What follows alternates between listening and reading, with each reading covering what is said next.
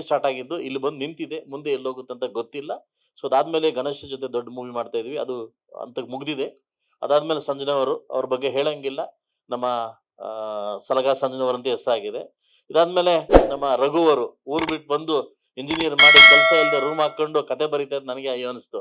ಈ ತರ ಅವರು ಎಷ್ಟೋ ಲಕ್ಷಾಂತರ ಜನ ಕಾಯ್ತಾ ಇದ್ದಾರೆ ಕರ್ನಾಟಕ. ನನ್ನ ಮನೆಗೆ ನನ್ನ ಆಫೀಸ್ ಬಂದಾಗ ಫಸ್ಟ್ ನಾನು ಕೇಳೋದು, ನೀನು ಊಟ ಮಾಡ್ದಾ, ಊಟ ಮಾಡು. ನಾನು ಫಸ್ಟ್ ಕೇಳೋದು, ನಿನ್ ಇನ್ಕಮ್ ಏನ್, ನಿನ್ ಮಂತ್ಲಿ ಇನ್ಕಮ್ ಏನ್, ನೀನ್ ಏನ್ ಮಾಡ್ತಿದ್ಯಾ, ಮೂವಿ ಫಸ್ಟ್ ಆಚೆ ಹೋಗು, ಯಾವ್ದನ್ನ ಕೆಲಸ ಮಾಡ್ಕೊಳ್ಳೋ, ಮೂವಿ ಮಾಡ್ಕೊಳ್ಳೋ. ಈಗ ಸಾವಿರಾರು ಜನ ಈ ತರ ವ್ಯಕ್ತಿಗಳು ಕೆಲಸ ಮಾಡ್ತಾ ಇದಾರೆ. ಇವನೊಬ್ಬ ಗೆದ್ರೆ ಲಕ್ಷಾಂತರ ಜನ ಗೆದ್ದಂಗೆ, ಇವನೊಬ್ಬ ಗೆದ್ರೆ ಲಕ್ಷಾಂತರ ಜನ ಗೆದ್ದಂಗೆ. ಲಕ್ಷಾಂತರ ಸಾವಿರಾರು ಜನಕ್ಕೆ ಆಚೆ ಒಂದು ಅವಕಾಶ ಬರುತ್ತೆ ಅನ್ನೋ ಕಾರಣಕ್ಕೋಸ್ಕರವಾಗಿ ಈ ಮೂವಿನ ಕೊಟ್ಟಿದ್ದೀನಿ.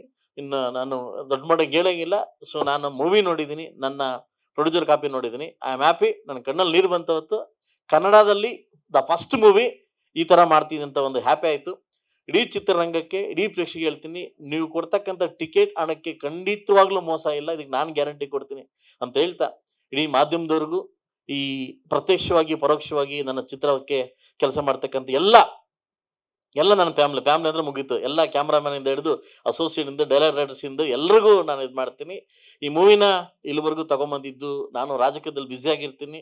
ನನ್ನ ಬಾಮೈಕ್ಲಾಗಿರ್ತಕ್ಕಂಥ Prashanth and Murali and Prasad and Mahesh is my close friend.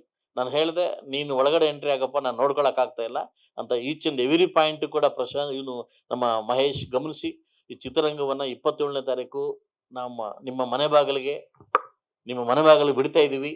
ದಯವಿಟ್ಟು ಆರೈಸಿ, ಆಧರಿಸಿ, ನಮ್ಗೆ ಆಶೀರ್ವಾದ ಮಾಡಿ ಅಂತ ಕೇಳ್ತೀನಿ. Thank you.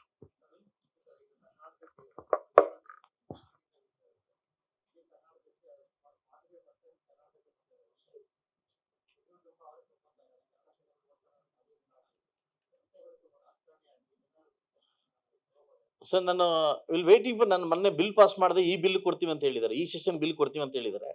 ಇಡೀ ಚಿತ್ರರಂಗ ಯಾಕೆ ನಾವು ಈ ಮಟ್ಟಕ್ಕೆ ಬರ್ತಿದ್ವಿ ಅನ್ನೋದಕ್ಕೆ ನಮ್ಮಲ್ಲಿರ್ತಕ್ಕಂಥ ಅಸಡ್ಡೆ, ನಮ್ಮಲ್ಲಿರ್ತಕ್ಕಂಥ ಗುಂಪುಗಾರಿಕೆ ಇದಕ್ಕೆ ಕಾರಣ. ನಾನು ನೇರವಾಗಿ ಹೇಳ್ತೀನಿ, ನಮ್ಮಲ್ಲಿರ್ತಕ್ಕಂಥ ಅಸಡ್ಡೆ, ಒಂದು ಗುಂಪುಗಾರಿಕೆ, ಒಂದು ಗುಂಪುಗಳು. ನಾನು ಇದು ಮೊದಲು ಆಮಾಸೋ ಡ್ಯಾನ್ಸ್ ನಾನು ಈ ತರ ನೋಡಿರ್ಲಿಲ್ಲ. ಗುಂಪುಗಾರಿಕೆ, ಅವ್ರದೇ ಒಂದು ಗುಂಪು, ಇವ್ರದೇ ಒಂದು ಗುಂಪು. ಇದು ಏನಾಗುತ್ತೆ, ಇವರು ಪ್ರೇಕ್ಷಕ ಕನ್ಫ್ಯೂಸ್ ಆಗ್ಬಿಟ್ಟು ಎಲ್ಲ ಹೋಗ್ಬೇಕಂತ ಕನ್ಫ್ಯೂಸ್ ಆಗ್ಬಿಟ್ಟದೆ.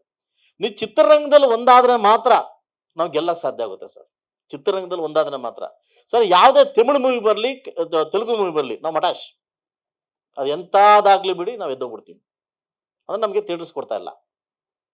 ಎಂತ ಒಳ್ಳೆ ಮೂವಿಗಳು ಥಿಯೇಟರ್ ಕೊಡ್ತಾ ಇಲ್ಲ. ಇಲ್ಲ ಯಾಕೆ ಹೇಳಿ? ನಮ್ಮಲ್ಲಿ ಒಗ್ಗಟ್ಟಿಲ್ಲ ಸರ್, ನಮ್ಮಲ್ಲಿ ಒಗ್ಗಟ್ಟಿಲ್ಲ. ಮೇನ್ ಆಮೇಲೆ ಪ್ರೊಡ್ಯೂಸರ್, ನಾನು ದುಡ್ಡು ಹಾಕ್ದವನು. 4 ಕಾಸು ನಾಳೆ ಬಂದ್ರೆ 4 ಮೂವಿ ಮಾಡ್ತೀನಿ, 4 ಕಾಸು ಹಾಳಾದ್ರೆ ನಾನು ಮಾಡ್ತೀನಿ.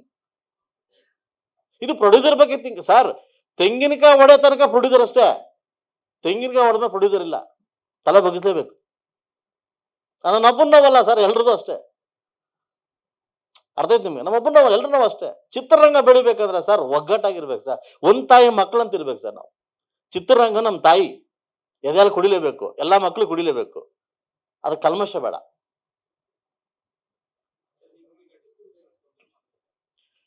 ಸರ್. ಅದು ಬಂದಾಗ ಹೇಳ್ತೀನಿ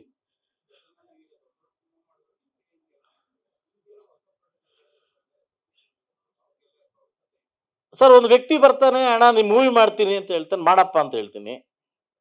ಓಕೆ, ಅಮಾವಾಸ್ಯೆ ಆದ್ಮೇಲೆ ಸೈನ್ ಮಾಡ್ತೀವಿ ಅಂತ ನಾನು ಟೀಮ್ಗೆ ಹೇಳ್ತೀನಿ. ಅಮಾವಾಸ್ಯೆ ಮೇಲೆ ಸೈನ್ ಮಾಡ್ಕೊಡ್ತೀನಿ. ಅಮಾವಾಸ್ಯೆ ಇದೆ, ಇದು ಅಮಾವಾಸ್ಯೆ ಇದೆ, ಅದು ನಮ್ಮ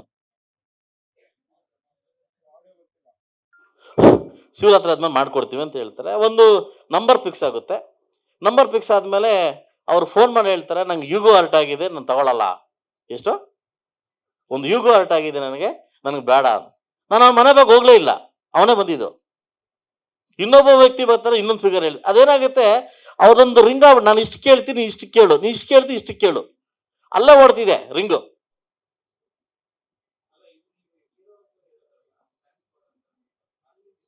ಹಂಡ್ರೆಡ್ 100% ಆಗಿದೆ.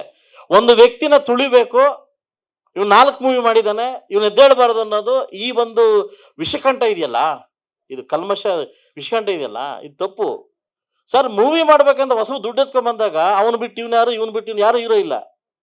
ಯಾರಿದಾರ ಸರ್? ಯಾರ ಕೈಗೆ ಸಿಗ್ತಾ ಇದ್ರಲ್ಲಿ ಈಗ? ಯಾರ ಕೈಗೆ ಸಿಗ್ತಾರೆ? ದೊಡ್ಡದಾಗ ಇನ್ವೆಸ್ಟ್ ಮಾಡೋ ದೊಡ್ಡದಾಗ ದುಡ್ಡು ಬರ್ತಾ ಇದೆ. ಆಗ ನಿಮ್ ಇಂಡಸ್ಟ್ರಿಗೆ ದೊಡ್ಡವರೇ ಬೇಕಂಗಾರೆ, 100 ಕೋಟಿನೇ ಬೇಕಂಗಾರೆ. ಈಗ ಹಳೆ ಮೂವೀಸ್ ಗೆದ್ದಿಲ್ವಾ? ನಾವು ಒಂದು ತಾಯಿ ಎದೆ ಹಾಲು ಕೊಡ್ತಕ್ಕಂಥವ್ರು ನಾವು ಚಿತ್ರರಂಗದವರು ಕಲ್ಮಶ ಇಲ್ಲದೆ ಹೊರಟ್ರೆ ಇನ್ನೂ 106 ಜನ ನಿರ್ಮಾಪಕರು ಆಚೆ ಬರ್ಲಿಕ್ಕೆ ಕಾಯ್ತಾ ಇದ್ದಾರೆ. ಬರ್ಬೇಕು ಅವರು.